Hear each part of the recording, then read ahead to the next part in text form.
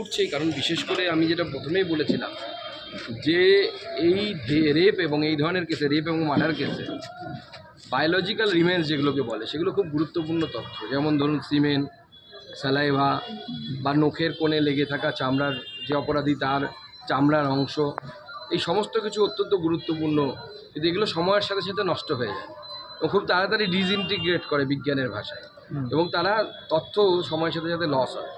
তো স্বাভাবিকভাবে আজকে সেই ঘটনাই সুপ্রিম কোর্টের সামনে উঠেছে। সেখানে সিবিআইয়ের আইনজীবী তুষার মেহতা সাহেব বলেছেন যে সিমেন্টকে 4 ডিগ্রি সেন্টিগ্রেডে রক্ষণাবেক্ষণ করা উচিত ছিল, সেটা করাই হয়নি। তো যদি আপনার সিমেন্ট যদি ইনট্যাক্ট না থাকে তাহলে আপনি আইডেন্টিফিকেশান করবেন কি করে? ওই সিমেন্ট থেকেই ডিএনএ বের করে তো আইডেন্টিফিকেশান করতে হয়, অপরাধী কারা তার আইডেন্টিফিকেশান করতে হয়।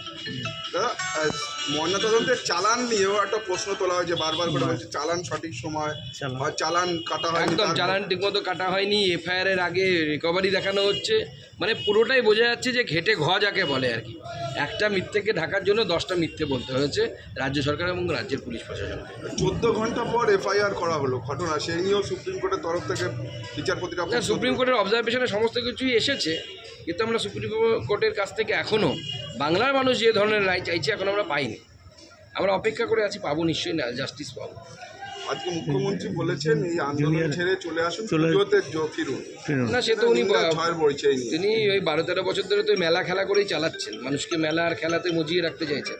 কিন্তু বাংলার মানুষ এবার পুজোতে মন খারাপ নিয়ে অংশগ্রহণ করবে। পুজো তো আর বন্ধ হবে না, পুজো চলবে, বাঙালির সর্ববৃহৎ উৎসব। তো স্বাভাবিকভাবে মানুষ অংশগ্রহণ করবে, কিন্তু মন খারাপ নিয়ে করবে। উনি ওনার ভাই ভাইপোদেরকে নিয়ে আনন্দ করুন, কোনো অসুবিধা নেই।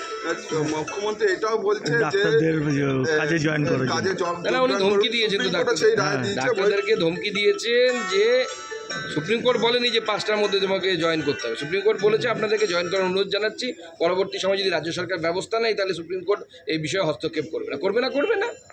সব ডাক্তারবাবুদের চাকরি, ডাক্তারবাবুরা যদি মনে করেন যে তারা করবেন, তাদের যে ধর্মঘটকে চালিয়ে যাবেন, এত ডাক্তারবাবুকে মমতা বন্দ্যোপাধ্যায় যদি ক্ষমতা থাকে একসাথে সাসপেন্ড করুন, তারাই ঠিক করবেন, সেটা ডাক্তারবাবুরাই ঠিক করবেন না। তারা আন্দোলন চালাবেন কি চালাবেন না আমিও বলে দিতে পারি না, মুখ্যমন্ত্রীও বলে দিতে পারেন না।